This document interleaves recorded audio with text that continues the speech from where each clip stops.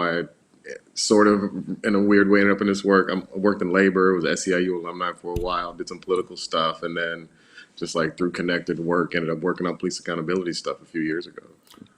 So you know Jerry Morrison. I do worked with Jerry at Local One. Okay. All right. So I know Jerry. I know Bob Kramer. I know Dave Martino, which was running his shop for a while. Hmm. I forgot whatever strategic communications group. Was that what it was? I Right, forgot yeah. what they called SEG. Yeah, that was what it was. Hmm. Hmm. So how did you get into policing, police accountability So stuff? yeah, I was working with an organization called Action Now Institute, and was their director of racial justice for a couple years. And one of the first projects I got involved in ended up ultimately becoming GAPA. Um, the organization was starting to get more involved. They were the former Illinois Acorn, right? So they were doing a lot of more political and Oh, yes. types, and they were switching to more like local and like black issues mostly. And so I came in and started. This was like right after the Police Accountability Task Force document came about, and groups came together in response to that to start working on what would eventually become this ordinance. So did that for a minute, and then the group I was with broke away from the table, but we started working on the police accountability. I'm not the police contract stuff. So even stayed in Yep. the periphery one way or another with police accountability work. Took a break from organizing for a while. It's just tough stuff. Did a little bit Mhm. of campaign work, and then had an opportunity to come back to the GAPA table a year ago when we thought we were going to pass. Came back in September, thought we would pass in October, November. Here we are, October, November again, right? Trying to get there. Yeah.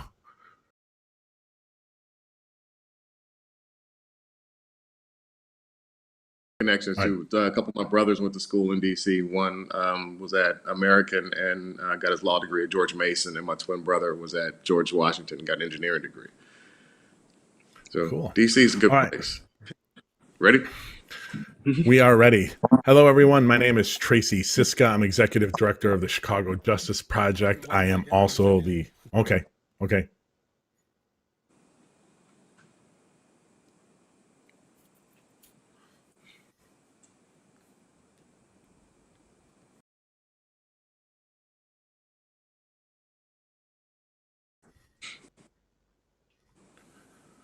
Hello, everyone. My name is Tracy Siska. I'm executive director of the Chicago Justice Project. I'm also host of the Chicago Justice Show. Thank you so much for tuning in.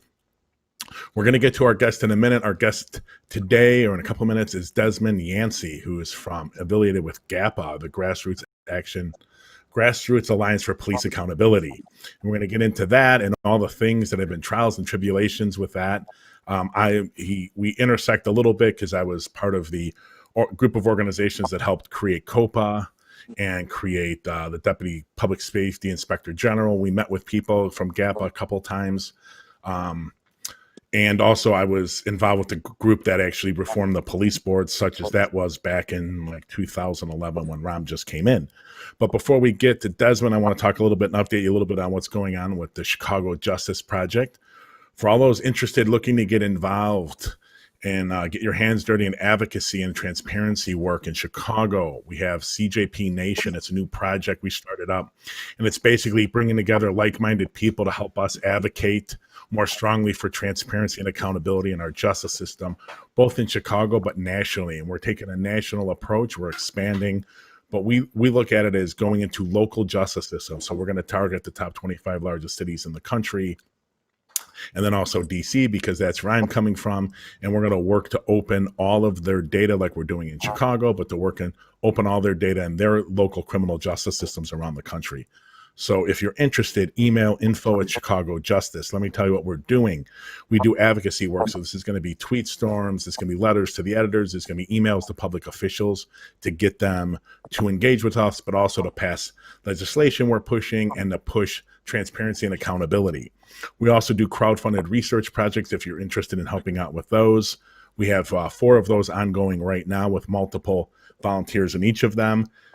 And we're also looking for social media ambassadors, help spread our information online And tomorrow morning is a big hit for us. It's our first one. We're going to use our social media ambassadors and our CJP Nation as we announce the filing at a 10:30 a.m. press conference, which will be streamed live right here on our Facebook page and our YouTube channel. We're announcing the filing of a multi-count FOIA lawsuit against one of the more progressive leaders in our police accountability system, but who just refuses to open up.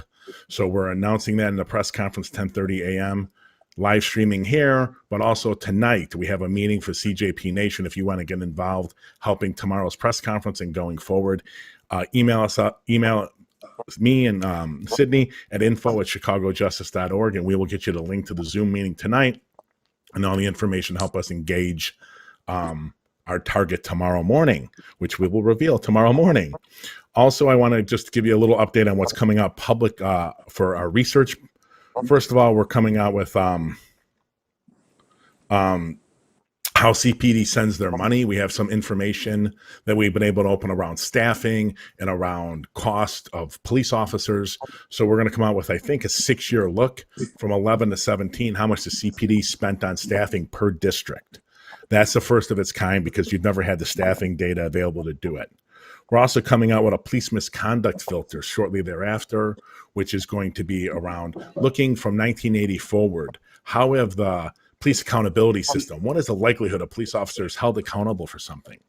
If you listen to the FOP, and I'm sure Yancey has things to comment about this, Desmond has something to comment about this topic, but if you talk to them, they think accountability is ever present and they're always falling at the pitfalls of the system that doesn't work. In reality, the data tells a completely different story. Don't buy into the propaganda. We're going to show you what the science shows. And lastly, a thing that we're actually publishing very soon, and hopefully we'll have a town law later in November, is on rape kits. Sounds a little something that's not talked about a lot, and that's a problem. The Illinois State Police very quietly started a rape kit tracking system. So victims, when they submit to a rape kit, they get a tracking number. They can go online now, theoretically, and track how the system is processing their rape kit. Well, not all the hospitals are involved, so that's one issue. But also, what's a huge issue is that there's not data across how that whole system goes over the course of a year.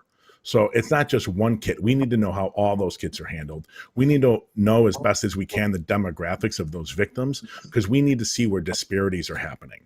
We know from the advocates on sexual assault and domestic violence, especially sexual assault, if you're most of the assaults are of acquaintances, which means the victim most of the time the victim knows the offender, right?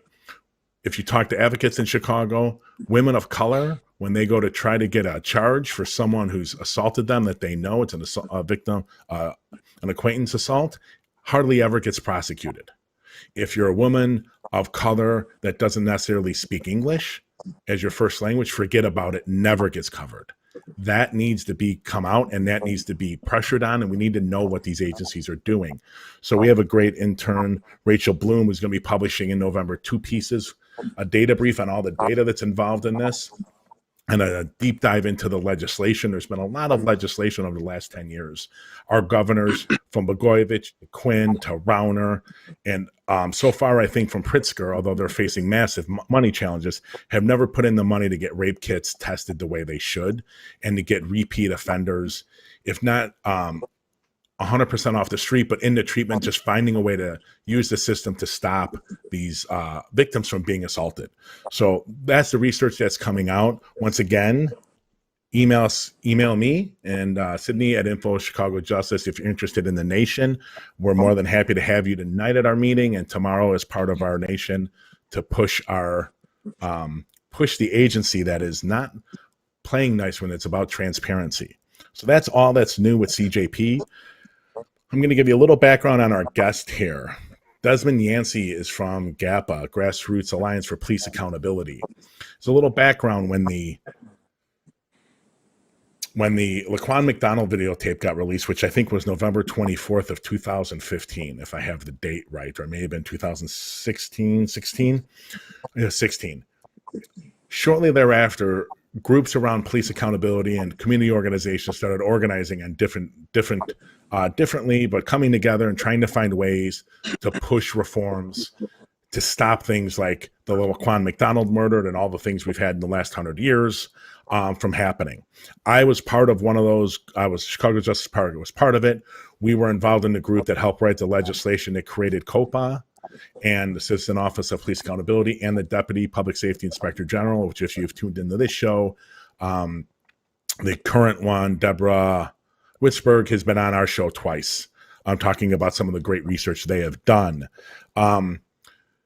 GAPA was on a different track, and it was community-based organizations that are coming together to try to try to have more of a community voice in running the police department.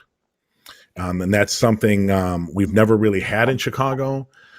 So this was definitely something worth pursuing for sure. And just as a little more background, and we'll talk to Desmond about it, this came, or a version of GAPA, we can argue to what degree it actually resembled what GAPA wanted, almost passed at the same time that the reforms to COPA and the Deputy Public Safety Inspector General passed. From my memory, it was the members of GAPA who pushed Rahm Emanuel, the mayor at the time, to not rush that to get through. Unfortunately, what we've seen now is we're now, I think that was in 17, so we're now just coming up on the third year, because I think I have the date in my notes here, but it's about 3 years ago that COPA and the Deputy Public Safety Inspector General were created. We're coming on about a 3-year anniversary, and GAPA still hasn't passed. The city council, our new mayor, have stalled on it. We're going to talk more in depth about it. We are so happy to have Desmond Yancey with us. Desmond, thank you so much for being here. I really appreciate it. Hey, thanks for having me. You are most welcome. I'm really interested to dig into this. I have some questions of my own. So let's go. First, tell us, what is GAPA? What is this Sure. Organization or coalition? Let our audience know what it is. Yeah, GAPA is the Grassroots Alliance for Police Accountability. We're a coalition of community groups from across the city. We have a history working on like racial justice, social justice, and community public safety issues. And so we came together in spring, summer 2016 in response to the Police Accountability Task Force, which said that there should be a community oversight board that was kind of built and drawn up from community with a significant amount of community input, and that's what we decided to do. So can you give our audience, what are some of the groups? What group are you with? What are the other members of GAPA? Sure. So I'm the coordinator for the coalition. Other partners of our coalition are Inner City Muslim Action Network, Community Renewal Society, which is a longstanding faith-based social justice organization, One North Side, Southwest Organizing Project, Target Area Development Corp, and there's 6 of us, Jewish Council on Urban Affairs. Okay, wonderful. If people want to find out and view the legislation, and if they want to find out more information about GAPA, where do they go online to get that? Sure. Our website is chicagogapa.org, and you can also find us on Facebook. Wonderful. Okay, so we're going to go into the structure here a little bit of what GAPA is proposing. So GAPA starts out, if I'm going to say, at least in my perspective, starts out creating what they call Community Commission for Public Safety. And that Community Commission is actually created out of, or a process through, these 3-member district councils. So how are the members for these 3 district community? Well, first of all, what are these 3-member district councils, and how are people selected to be on those district councils? Sure. So the district councils, the 3-member district councils exist within the 22 police districts. So it's 66 representatives, 3 representatives per district. And we thought the way we came to that number is when you look at the way police districts are set up here in Chicago, they tend to cover, between 2 and 4 communities. So we want to make sure that there's an opportunity for representation from all those communities, so that all the voices from across the city are heard during this reform effort. They're elected positions, so they'll be held during Board of Election sponsored elections, where the community will be able to vote on who their representatives are to support them in this hyper-local police reform effort. And so the big role of the The district councils will be to elect or select the participants who are select the people who will be serving on the citywide commission, to help evaluate, come up with goals for the citywide commission for the police department for COPA. But the biggest piece is for this like opportunity for people in the community to have a discussion about what public safety in their community looks like, and then be able to have those discussions then move upwards to the commission, which will then affect citywide policy for policing. The commission. Yeah, go ahead, please. No, I So was then just the going to say, so commission, these 3-member district councils, are they, those members are democratically elected? yes, nonpartisan elections. Okay, so here's a question I've had, and I've never had the chance to ask someone from GAPA, so um, I want you to answer it for me, and I'm sure you're going to do that brilliantly. But so how are these elections, how are like progressives, how are reform-minded people going to be more successful in these elections for these local district seats than they are for like aldermanic seats? Because an argument I hear from police and the other side is like, no, we have democratic leaders. They're the mayor and the city council. It's their fault they're not doing it, creating another layer of another set of elections. I don't understand how these people think they're going to win. This is what I hear from other people, how they're going to win those elections if they can't win the aldermanic elections. So Well, I think what does GAPA say to that? yeah, one thing that makes this different, it's kind of a one-note election, right? When you're running for alderman, you could have varied interests. You could run on public safety, reforming public education, housing, any myriad of issues.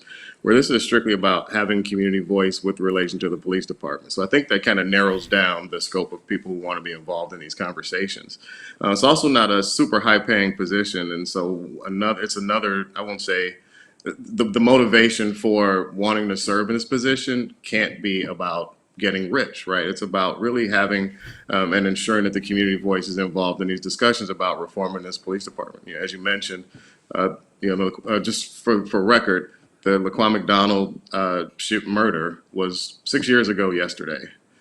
5 years ago, youth in the streets fought for the release of this tape, and we're in this place now where many of those youth are adults and have children of their own 6 years later and are still crying out for justice. And to make sure that these young people's voices are heard, having this opportunity to come in at this community level, like I can imagine some of these voices being serving as district council reps, right? And then really driving a discussion about what community safety looks like in their own neighborhoods. Okay, let's focus strictly on the council. One more, I guess 2 more questions. What exact powers will these councils have over policing in their district necessarily? Will they have any oversight on that? No, so yes, indirectly, right? The work of the district councils will be to meet monthly and make sure that they engage in the community around specific issues. So one way I like to talk about the role of the district councils and sort of the powers and the space that they hold. There's a gentleman that I spoke with recently who's a member of Inner City Muslim Action Network who several years ago was coming out of a barbershop. Police officer did a kind of a stop and frisk sort of thing, found out he had a background, told him he was going to put him in jail with some crack if you didn't give me somebody. He didn't have anybody to give him, and that wasn't of his nature, so he ended up going to jail, being convicted of possession, right? Comes out of jail, is living back in his community, and is engaging in police reform efforts through EMAN and the GAPA Coalition. This is the sort of space where district council will hold space because we want to make sure that people who have been affected by police misconduct are involved in the discussion about what public safety looks like, how they want to be policed in their communities, but also making sure that this widespread abuses don't happen anymore. He's not going to walk into a police department and say, hey, I want to get involved in the CAPS program to have this discussion, because the way that, it's not housed in the right place, right? So some of that power exists in the way that it organizes the community to have real discussions about what the changes need to be made. And then those discussions then filter up to the commission and then affect the way that policy is written and approved for the police department. Wonderful. How does the council How does the local district councils, what role exactly? What are the mechanics in the ordinance for how those district councils play a role in creating the larger commission, citywide commission? Sure. So one district council representative from each police district is serves on the nominating committee. So you have 22 representatives, again, one from each district, which means you've got representation from across the entire city.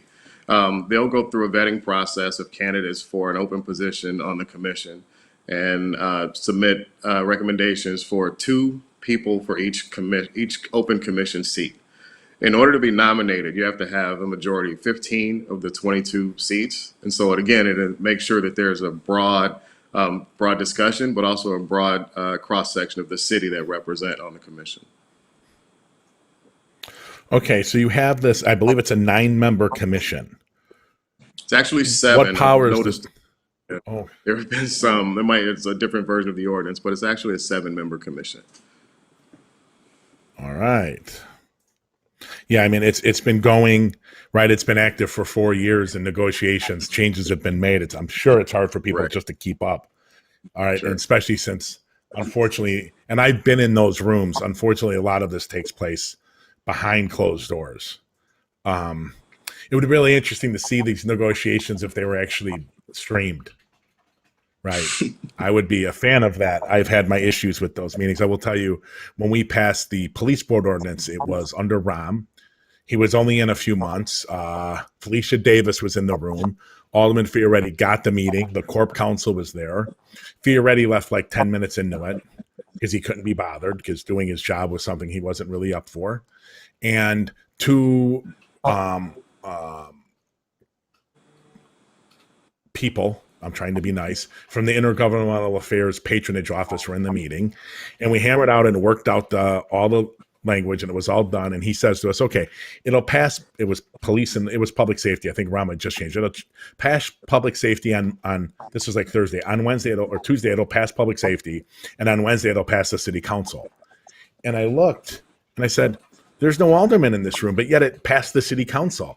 And Felicia Davis laughed. She goes, that's how it's done. And we geared up. They had the police and fire had the hearing. We all geared up. We all had our testimony. We all went and testified. I was the last one. And the aldermen there are staring dead-eyed at me like, what are you doing? I got up from in front of the city council, got up and started walking back. And before I made it to the area where normally the audience sits, it had passed. Jeez. Right? Bing, bing, bing, passed. And in that meeting, I mean, we should have known what was coming because in that meeting, one of my colleagues asked Felicia, should we inform the chair? Should we, go meet with the chairman? And she's like, don't worry, we'll inform him. Right? Like, don't worry, we'll tell him. It was Balser out of the Daily. Right.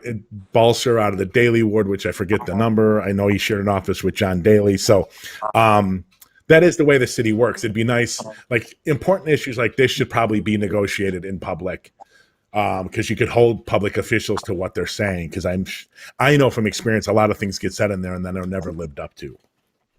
Well, one thing that was great about the process we used to get here is that so many of our discussions did happen in public. Like even the way we crafted the ordinance, we had conversations all across the city, a couple hundred conversations talking to about 2,000 people. Our leaders have been involved in every decision. So this has been a very democratic process because we wanted to make sure that the voices were heard. Not everybody can go in the room when we're having a discussion with the mayor, but everybody's voice is represented and we don't make any decisions in that room without coming out and having a discussion with our full team. So what is this 7-member commission? What are their powers? So the powers of the commission, a few notable ones. One, the superintendent selection process, which currently rests with the police board, will then come to rest under the commission. And so the process would remain the same, but what's different and what makes this better is that because the commission is representative of the community, then the community voice is represented in the selection of the superintendent. Similarly with the COPA administrator, we would use the same process. The commission would also have the ability to have the final say. What we would like to have is the final say on policy when it comes to CPD and COPA. And so no policy would get passed, whether CPD created it or the commission, without the commission's approval. And then lastly, if or most part of the notable pieces, to be able to take a vote of no confidence in either administrator, the police superintendent, or the corporate chief, and then have that trigger action in city council where they would also have hearings in public safety committee. Because if you got a police superintendent that receives 2 votes of no confidence, it forces the mayor to act, and all that is part of this process where the community voice is involved in public safety decisions.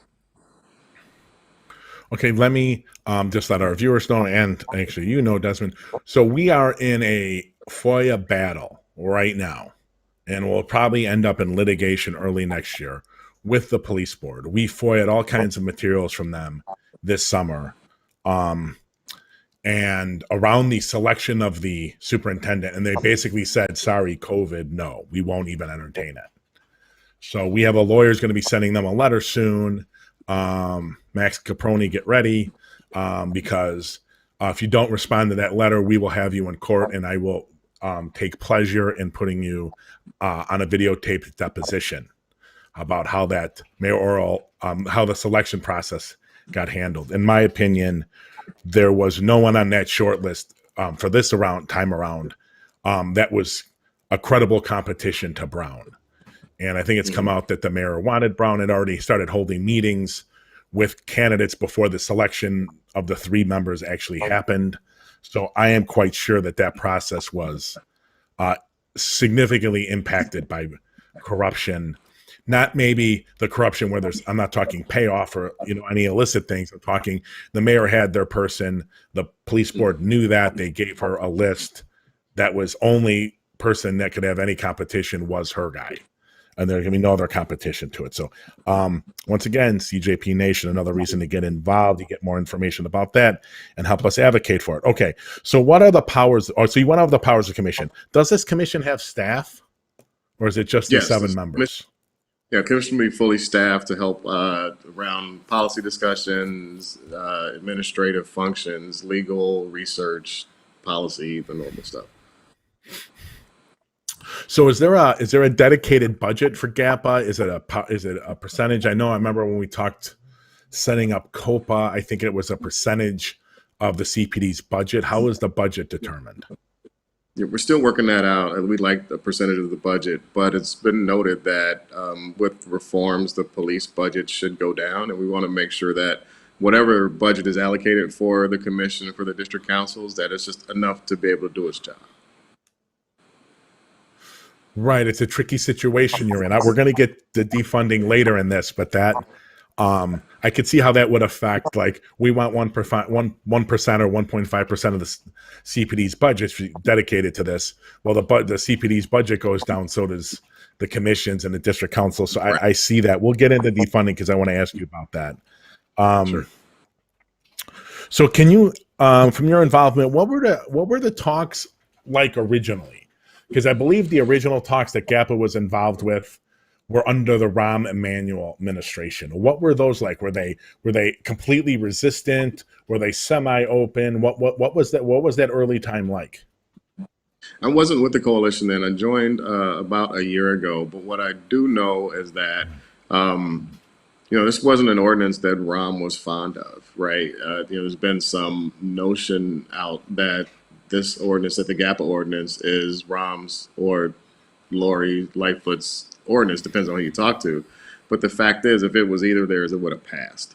So I think that there was some tension there, particularly when Rahm presented, I think Alderman Raboyeris presented 2 competing ordinances at the same time. And so it was clear that there was an attempt to muddy the waters and not provide a real attempt at police reform here in Chicago. And so we're hitting all the hot spots for CJP today. I'm telling you, we have coming out in the next, hopefully before the end of the year, we have studied 20 years of agenda items and activity of the what was police and fire and now the public safety committee of the city. So we're going to see just how little reform has gone into that council, that committee. And ladies and gentlemen, we are going to be able to put aldermen. We have all their tenures on those committees.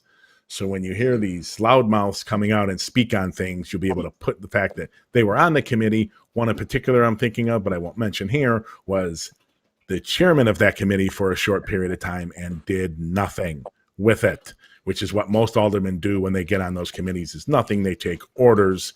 They're loud about it when they're free to do it. But then when it's time to actually put, the tire meets the road, the rubber to the road, they don't do anything. This is why we're in the situation we are in, and why I would say minimal, in my opinion, and I helped build a lot of the police accountability system in Chicago. Minimal reform has happened since the Laquan McDonald videotape came out.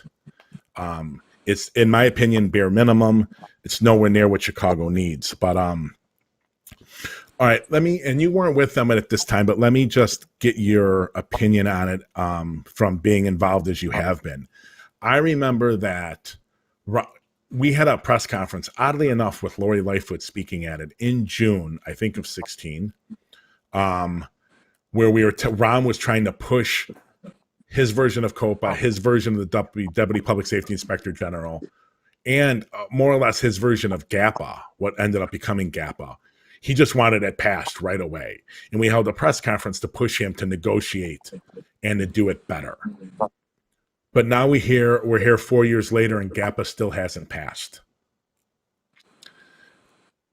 I'm wondering, I'm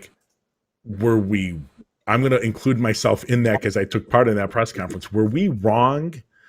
Would a Rahm Emanuel weaker version of GAPA have been better than where we are now with it is nothing is passed around this community commission? I mean, my gut says no, right? Because, there's been, even just in the last few months following the protests around George Floyd's murder, and the way that police have been responding, not just to those protests, but also the disparity in Black and Latino communities around the way police have enforced COVID rules, right? Like, it's clear that what has happened is some departments across the country have made these symbolic gestures around police reform, and Chicago just deserves better. Again, this young man was murdered in the streets. There was a cover-up. If you look at who was punished and how they were punished, it's just not enough, right? And his murder was the catalyst for the discussion that we're having right now around police accountability and an oversight board. If you look at Rahm putting together the Police Accountability Task Force with then, citizen Lori Lightfoot, like, things have come to a very interesting place right now.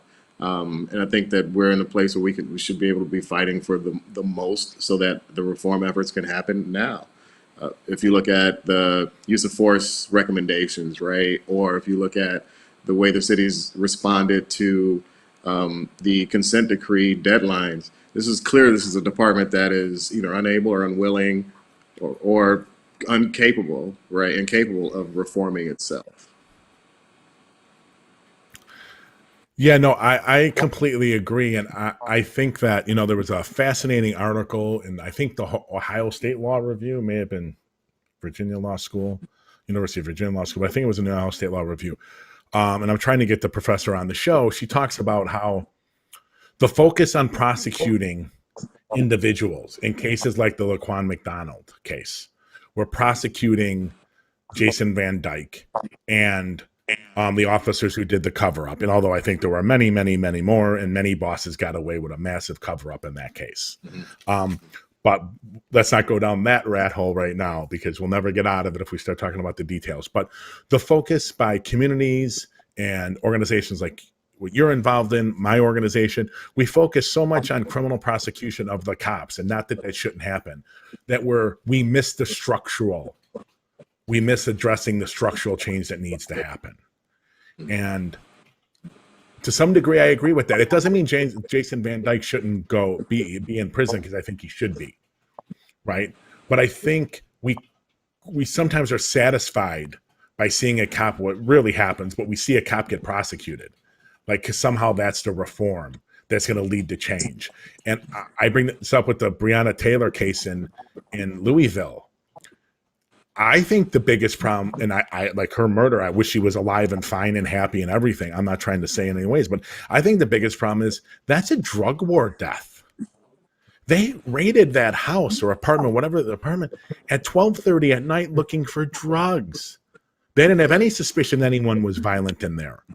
The bigger change to make sure that never happens again isn't prosecuting those cops, even though I think they should be prosecuted. It's the drug war and the system in which that warrant got approved by the bosses in the police department and the courts. So I'm bringing that up because it came to mind. I want to get your take on those issues. Well, you're right. Like we tend to find some small amount of solace when a police officer gets arrested and convicted, but it's also often not enough because it's not a deterrent to other police officers who are having these same sorts of behaviors on the job, right? When what the GAPA ordinance seeks to create is like front end accountability, right? Like there are issues that can be meted out during the process to evaluate officers to become police or candidates to become police officers. If officers should be tested for PTSD, right, or even performance enhancing drugs, because we do know that some of them see this as a tough job and want to get bulked up for that, and there are side effects to those sorts of things, right? But then there's also stuff like training. I've heard from officers who have told once they get out in the field after the academy in certain communities, no, we don't do that like this here. This is how we do it here. And so it's a structure and a system that allows for these sorts of behaviors to happen. And what we seek to do through the commission is to enact policies, to evaluate current policies, to have conversations with folks in the district to be able to identify some of those officers that either are problems or could be problems, so that we don't have another Laquan McDonald shooting, or we don't have a system like the one that murdered Breonna Taylor. Okay, so I know you weren't intimately involved in the talks under Rahm, but you've been with the coalition for a while now. Is there, at least in their opinion, as far as you know, is there a difference in the tenor of the talks between the Emanuel administration and the Lightfoot administration? Or at least was there in the beginning when she first came in and you were engaging her? Yeah, I think there was, right? The GAPA ordinance was a part of her 100-day, freeze up, part of her 100-day platform. And can you hear me? We can. Okay, just making sure I can't see anything. So we were part of her 100-day platform, and GAPA groups had gone into negotiations of ordinance. We were meeting with the Chicago Police Department and other partners to make sure that this was something that had wide investment. And then it was in March when it really started to feel like this was more of the same from the Rahm administration, where it wasn't a word that was changed in the ordinance, it was just interpreted differently. And that was the impetus for the slowdown back in March. Okay, I was going to ask you, so you noticed it back in March, the change. What was it over a specific issue? Yeah, it was around who would have final say in a policy dispute between the police department and the commission. The commission's view was that it should be the commission, and at the time, the mayor's view was that it should be the police department, and that it should be the mayor.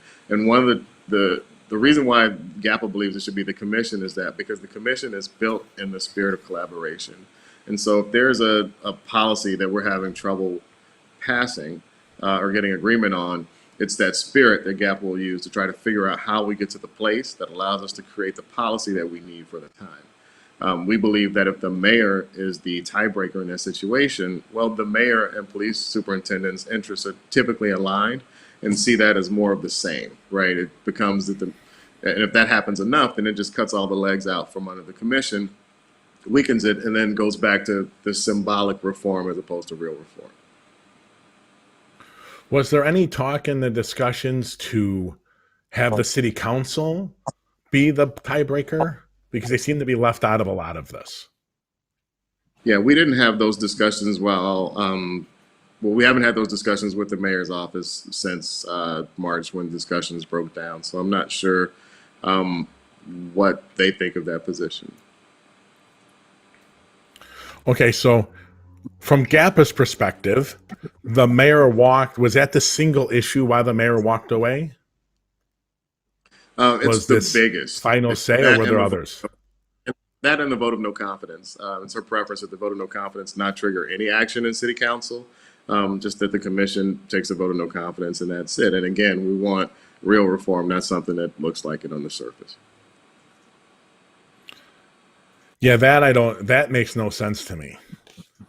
So there's gonna be a vote of no confidence by this commission, and the mayor, which is her or anyone else, could say, I just don't care. They're Right. wrong. And then Right. use the millions and tens of millions of dollars at the mayor's fingertips to spin it, to invite journalists in. I agree. I don't like that.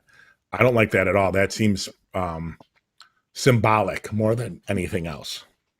Right. You're right. Okay, so you took part in the hearing yesterday in front of the Public Safety Committee. Is that correct? That is correct. Okay. Chicagoans, unless you watch that committee hearing, our Justice Media Project, which scrapes all the media in Chicago every 2 hours, I searched it this morning. There was one article, one published on that hearing. One, ladies and gentlemen, not in the Trib, not in the Sun Times, not on Channel 2, Channel 5, Channel 7, Channel 9, 32, or BEZ. It was published by the political newsletter of sorts. I don't know what you call it, the Daily Line. Right. And it was a reasonably thorough article, I will say, but that was the only one. It's amazing to me that the Public Safety Committee could hold that hearing and there's absolutely no media coverage. Why do you think there's no media coverage of it? I mean, I don't know. I think that, I mean, there could be, we've been having this discussion for a while, right? There could be some media apathy about this. We were 100 days, we're supposed to pass this ordinance. We're somewhere at 4 something, maybe. This could be another one of those things where they just don't see that this is going to get done. We as a coalition are still going to keep fighting for it, and we'll bring media attention where we can. But you're right. I think people should be more involved in this discussion. I mean, there are a couple of ordinances that are out there. Ultimately, it is about the future of this city and the future of our police department, and people should have a lot more knowledge about what's going on. Do you have any insights from your work on what is going to come from Mayor Lightfoot's pending proposal? At least from the media, it seems like she's walked away and is going to go her own way. Yeah. Don't have a lot of insight. I know she's not crazy about elections, so I wouldn't be surprised if she tried to find a way around that. We know that she liked the GAPA ordinance, and so she probably may pick and choose the pieces that she liked from that ordinance and incorporate in whatever she puts together. Which imitation is a great form of flattery, but you can have the real thing instead of trying to create something that looks like it. All right, what do you make of Alderman Talafario's apparent flip-flop from a year ago or so supporting GAPA and having the commission have the power over policy and trigger the no confidence votes triggers city council action to now saying it should all pretty much reside in the mayor's office? Yeah, we feel it's a flip-flop. We called him that and went to his office a couple of weeks ago to tell him how we felt about it. I think his comment was that it was about the mayor's political future, which is, it's hard to hear that the mayor's political future is more important than the future of the citizens of this city, particularly the Black and Latino and LGBTQ communities, immigrant, all the marginalized communities who are bearing the brunt of this police misconduct. One would think the answer would have been, I think this is best for public safety. I think this better achieves the spirit and goals of the GAPA ordinance, and this is why. I saw that in the newspaper, and I was kind of floored. Fran Spielman called me and told me that came out, and I was floored too. Yeah, I mean, that's Fran's job. Fran seeks out a controversial quote and makes an article out of it. She's really good at that. I've been in presence of aldermen when the phone rings and they're like, I'm not answering that. she's trying to get me to throw some, get a flamethrower at someone so she can write an article. I am not a Fran fan, although I will tell you, since we have a couple minutes, to just tell you how I have big issues with Chicago media, which I probably shouldn't say hours away from hosting a press conference. But when we were passing the police board reforms, trying to pass them, we published a story during the budget time, so about now in 2009, on 10 years of the cases and decisions from the police board. And they were holding some hearing, and it was like in January, I think. Don't remember the exact month. And I'm in the back of the city council, and I get a call. It's a full city council meeting. And I get a call, and it's Alderman Fioretti. So I go back. I go out of the city council chamber to take the call, and he's like, "What does your report say? What are the findings?" So I tell him. He goes, "No. Say it to me like you're writing an article." And I'm standing next to Fran. I'm going to dictate it to Fran. Okay. So I start like writing an article in my head, and like I bet 70 to 80% of what I said made it into that article the way I said it. I was never quoted, and she never called me for a quote for the story. It's like, right, it popped up in the Sun. I think it popped up on the Sun-Times website in a few hours. But I was just like, holy cow, this is how this happens? No wonder things are so screwed up. Anyway, so that was my Fran story. Okay. Do you have confidence that the mayor will pass her version? No, I don't think she has the votes for it. There are 29 supporters who've signed on to GAPA. I think there are 19 who have signed on to CPAC. I think it would be bad for her to even push it. You've got groups that have been doing this work for a long time, who have put in a lot of hours talking to folks in the community to craft these ordinances, and for her to go her own way would be I think, a bad idea. Yeah, I do too. I'm sick of ceremonial, useless gestures that are done for PR. And if their excuse for doing this is that the mayor is politically liable for what the police do, well, that's not a good enough reason. Right. That's kind of an outrageous reason. She is politically liable, but it's sadly in Chicago, it's never really hurt a mayor. I guess you could say it hurt Rahm. I guess finally I think, honestly, I don't think, this may be bad to say, but I don't think the killing of Laquan McDonald hurt him. I think it was the cover up, right?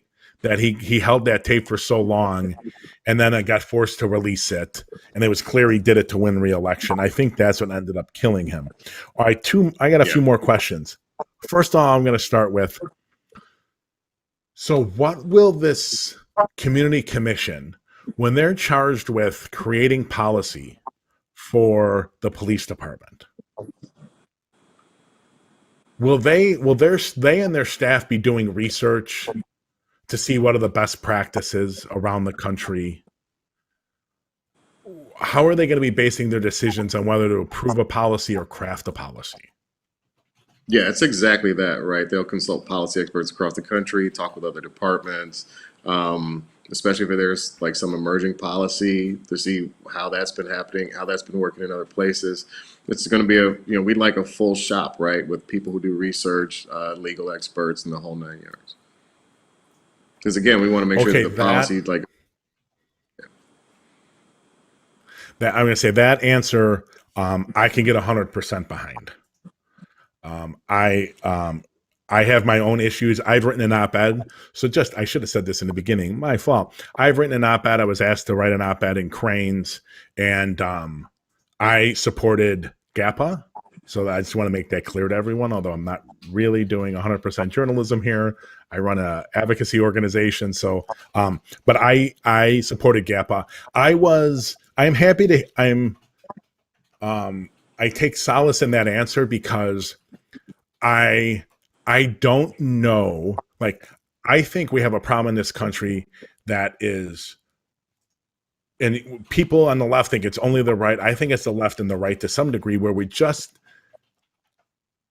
turned our backs on expertise, on knowledge, on people I just think we have turned our backs on those, and let's just get into CPAC.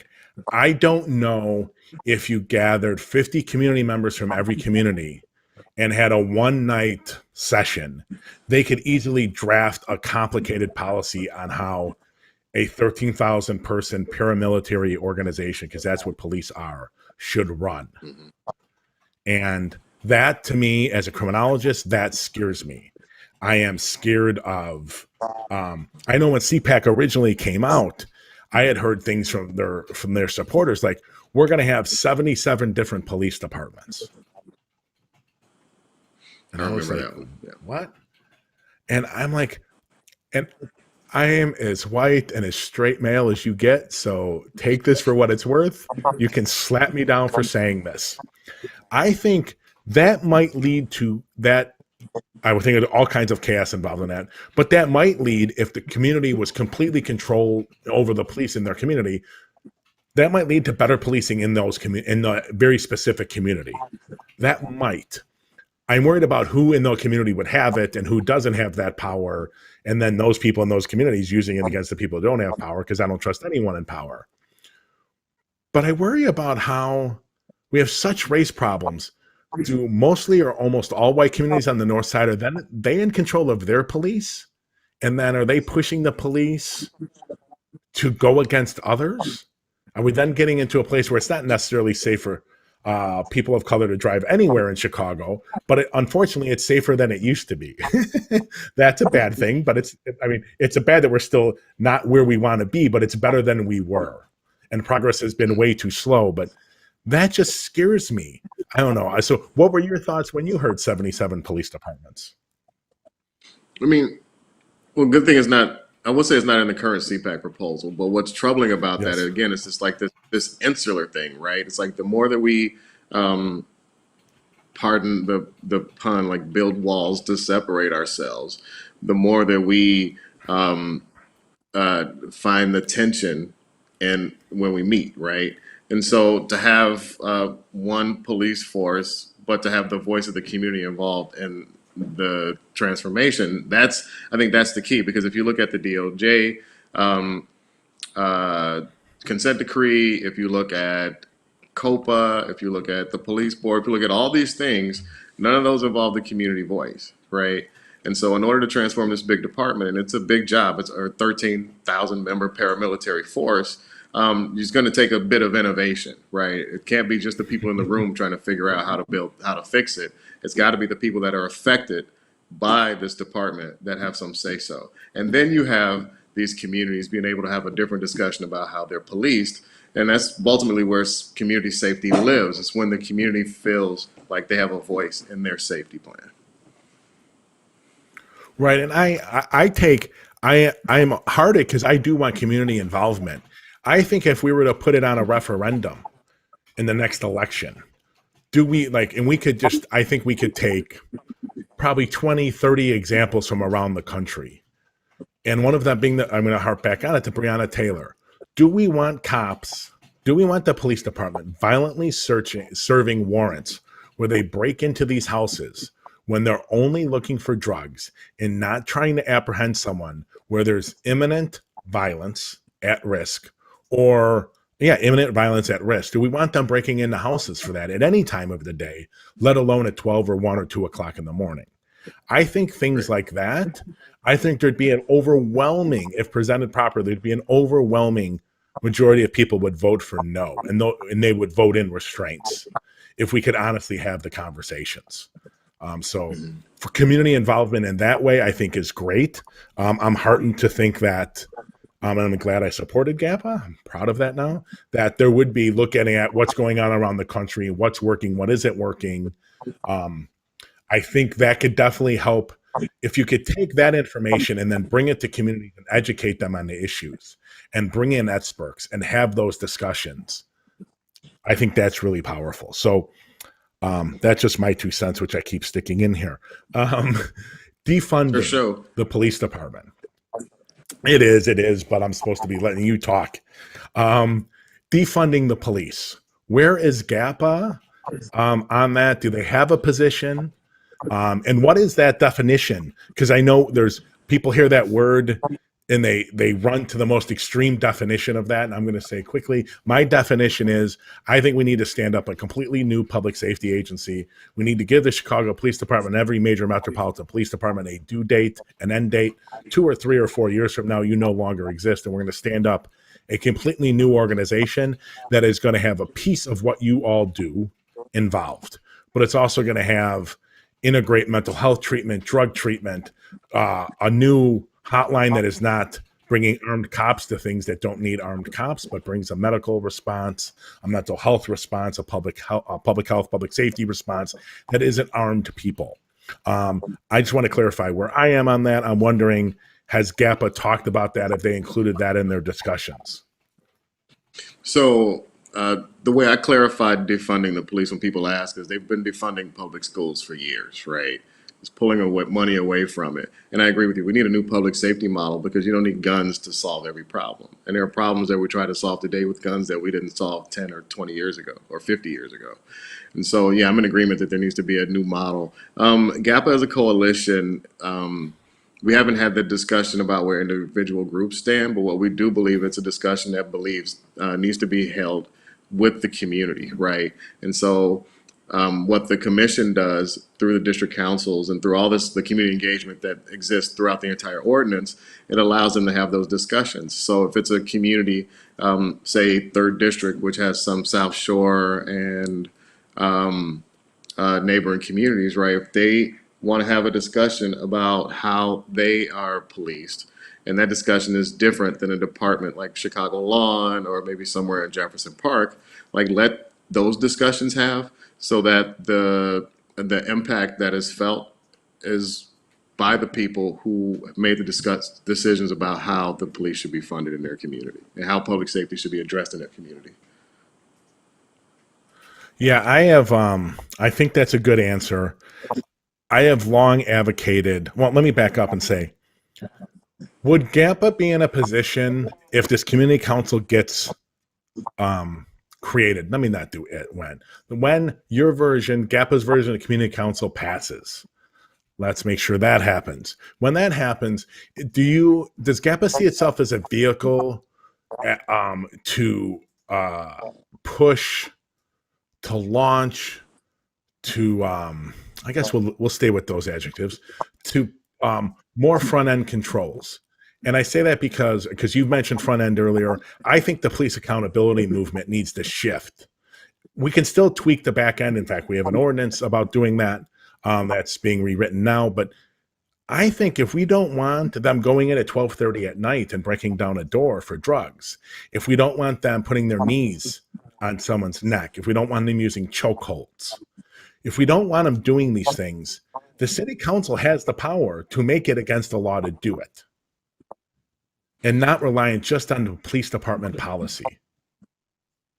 So does GAPA see this commission as launching and encouraging and furthering those discussions? Yeah, absolutely. Again, it's, if you look at the way most public entities work, there's like public input when it comes to developing policy. If they want to put speed bumps on a street or change the name of a block, right? Like all this stuff happens and there's community involvement.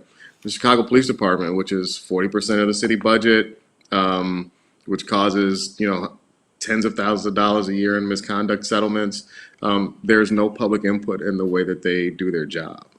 And so to be able to have that avenue to allow the community to then talk about this, to have some say so in the budget, to have some say so in the way that the communities are policed, or to have some say so about the way policies are written to prevent just those things that you talked about. That's super important, and I think it's going to take a lot to turn the ship around. But I think that this influx of energy from the community having a voice. I mean, nothing like this exists. Nothing like what we propose exists anywhere else in the country. Like there are other police commissions, but none of them have this two-tier system where you've got this overarching citywide, but have this component that is so close to the ground so that the people who are most affected have the best opportunity to use their voice. So this is innovative and it's a big deal, and we're really hoping and working to get this passed as soon as possible.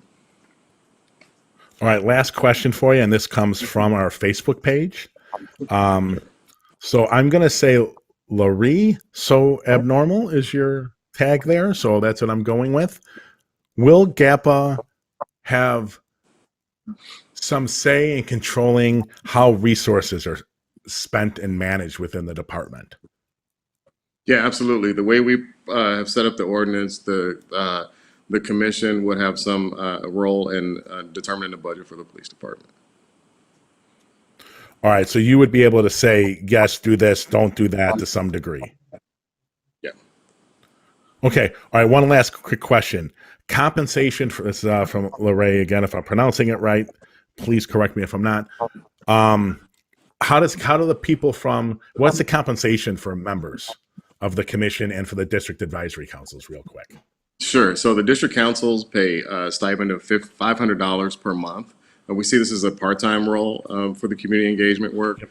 The commission itself is in line with other commissions. I think it's 12,000 per member, and then 15,000 for the president. Yes, that's directly in line with the police board. What the police board members get paid. We tried years ago. They were getting the chairman at that point was getting 25, and they were all getting 15 or 20, and that was for like maybe 10 hours a month if they reviewed the materials, which we all doubted they were doing. So I have no problem just from putting my 2 cents in again, but right before we close, I have no problem with these people getting paid. I just think we need to find mechanisms for all these people to have accountability to make sure they're doing the work. Because we don't want them phoning them in if we're going to pay it. But I want to thank you so much for this. I really appreciate you taking the time to talk to us. I really appreciate you taking the time to clarify some things. The media reporting on this has been awful, as the fact that not any major television station or the newspapers reported on this, including WBEZ, the radio station, reported on the hearing yesterday, or at least had until when I looked this morning. Desmond, thank you again so much. Hopefully, if we see some progress, we can have you on the show again. Sure thing. Thanks a lot, Tracy. Thanks for having me. All right. Thank you, man. Take it easy. You too. Bye. Bye-bye.